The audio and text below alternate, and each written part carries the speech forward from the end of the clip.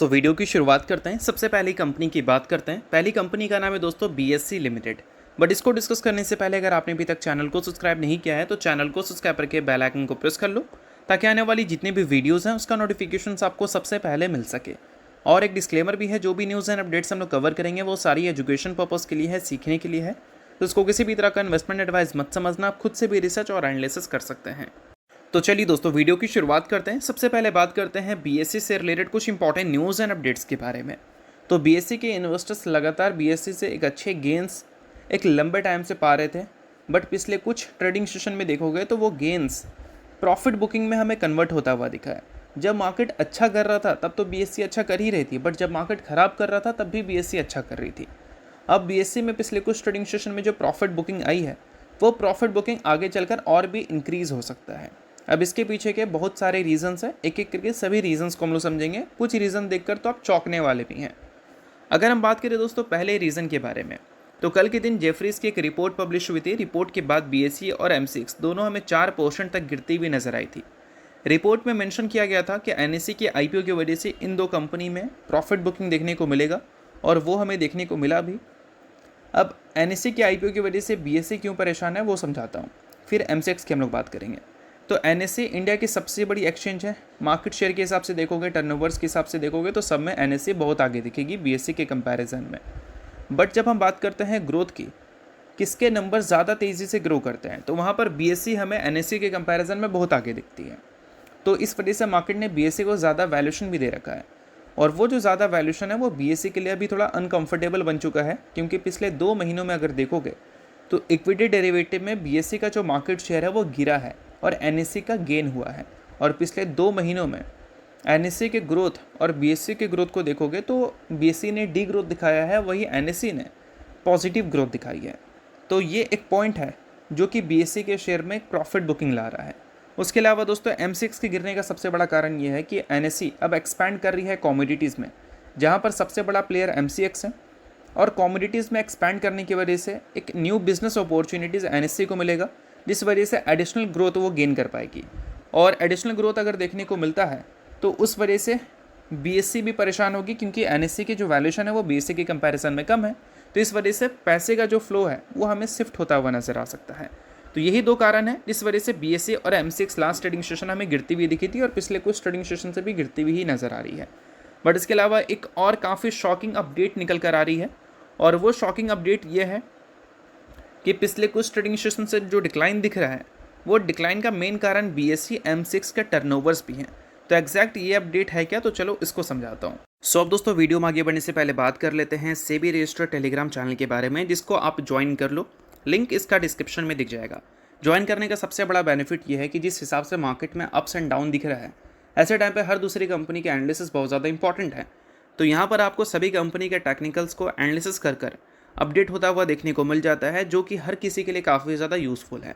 और इसके लिए आप चैनल को ज्वाइन कर फ्री में आप चेकआउट भी कर सकते हैं इन कंपनी के प्रॉपर टेक्निकल्स, जिससे आपको आइडिया लगेगा कि अभी इन कंपनी में क्या चल रहा है। तो without wasting any time link description में है, लिंक की तरफ जाकर चैनल को फ्री में ज्वाइन कर लो।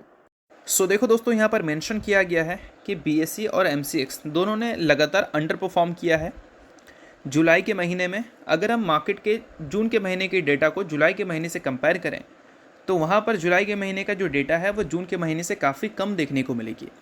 अब इसका सबसे बड़ा कारण पता है क्या है? डेरिवेटिव प्रीमियम टर्नओवर जो है उसमें हमें गिरावट देखने को मिली है जुलाई के महीने में, और ये बोल सकते हैं कंसर्न ट्रिगर किया है ट्रेडिंग एक्टिविटीज़ और एक्सचेंज के रेवेन्यू को लेकर। और ये सारी चीज़ें कैसे शुरू हुई हैं? तो ये सारी चीज़ों को शुरू किया है आरबीआई के न्यू फंडिंग फ्रेमवर्क ने, यानी कि न्यू फंडिंग रूल्स ने। और वो न्यू फंडिंग रूल्स 10, 12, 15, 20% तक इनके टर्नओवर्स को डैमेज कर सकते हैं।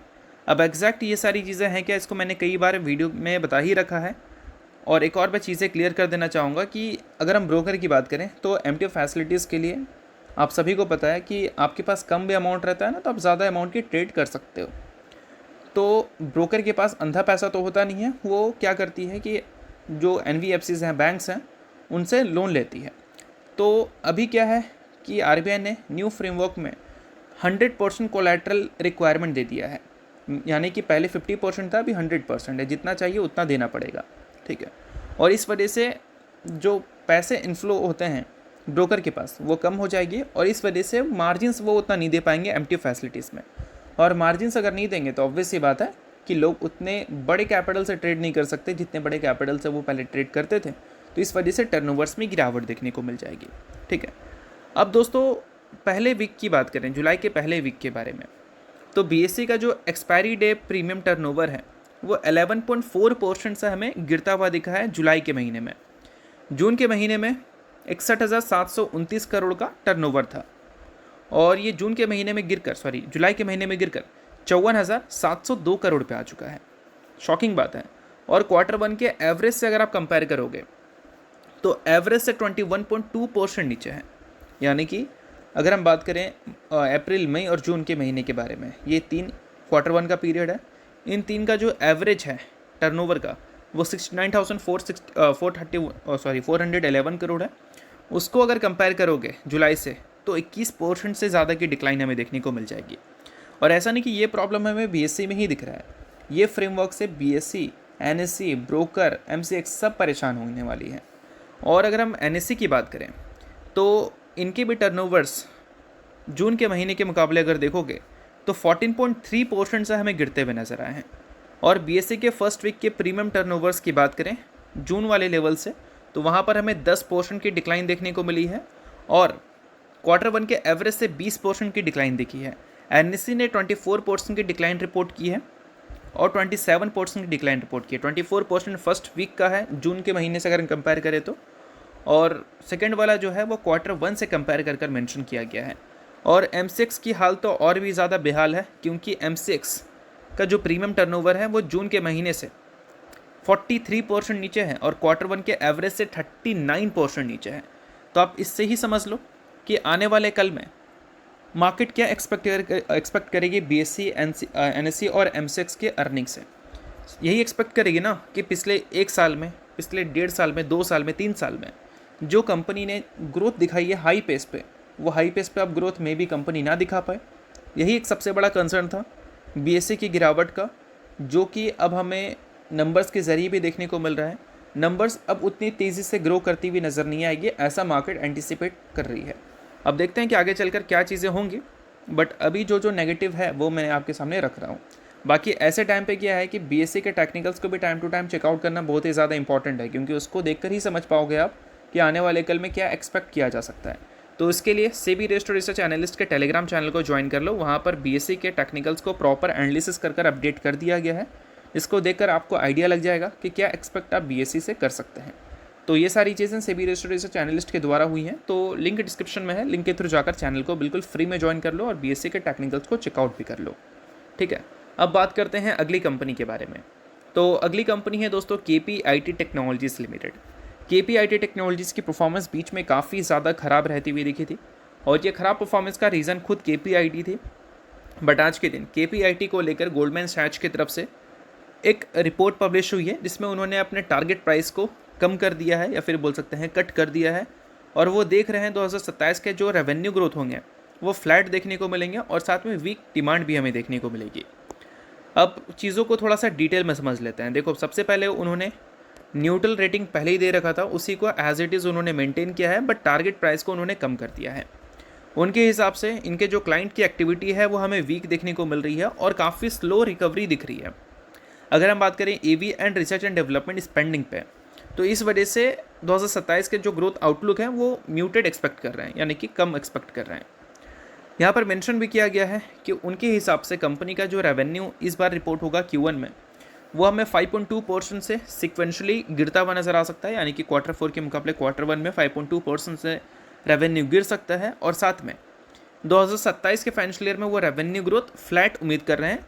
हेडविंड फर्स्ट हाफ में दिखेगा, यानी कि स्लो डाउन देखने को मिलेगी फर्स्ट हाफ में। इस वजह से पूरे फाइनेंशियल ईयर की परफॉर्मेंस में इसका इम्पैक्ट हमें देखने को मिल जाएगा। और अगर हम 2027 और 28 को लेकर इनके ग्रोथ एस्टिमेट की बात करें तो गोल्डमैन सैच ने 15% से 15% तक एस्टिमेट को कम कर दिया है 2026 से लेकर 2028 के अर्निंग्स ईपीएस एस्टिमेट को लेकर, क्योंकि उनके हिसाब से स्लो रिकवरी दिख रही है electric vehicles software and engineering program में। मतलब रिकवरी क्या, मतलब स्पेंडिंग की रिकवरी की बात हो रही है। ना कि ग्रोथ की रिकवरी की। तो यही सारी चीज़ें हैं जो कि KPIT टेक्नोलॉजीज़ को रिसेंट टाइम में अच्छा खासा डैमेज की हैं। और डैमेज कितना हुआ है? KPIT टेक्नोलॉजी 57.7% नीचे दिख रही है 52 वीक हाई से। और इसी पीरियड में अगर हम NSE की बात करें, सॉरी निफ्टी की बात करें, निफ्टी 50 6.7% ही डिक्लाइन दिखाई है। तो बोल सकते हैं कि KPIT की परफॉर्मेंस काफ़ी वर्स्ट रही है अगर हम स्टॉक मार्केट की पिछले 6 महीने या फिर पिछले 1 साल की डेटा की बात करें तो, ठीक है। और KPIT के नंबर्स की बात करें तो नंबर्स पिछले 1 साल में स्ट्रगल करते हुए नजर आए ही हैं, बट इस बार उम्मीद है कि रेवेन्यू भी स्ट्रगल करता हुआ नजर आएगा। पिछले 1 साल में तो प्रॉफिट स्ट्रगल किया है ना, इस बार रेवेन्यू की एस्टिमेट है, ठीक है, यानी कि प्रॉफिट भी स्ट्रगल करता हुआ नजर आ सकता है। अब बात कर लेते हैं अगली कंपनी के बारे में, जो कि एक पावर सेक्टर कंपनी है। रिसेंटली 2:1 के रेशियो में बोनस कंपनी ने दिया था। रिकॉर्ड डेट 10 जुलाई का इसने सेट कर दिया है।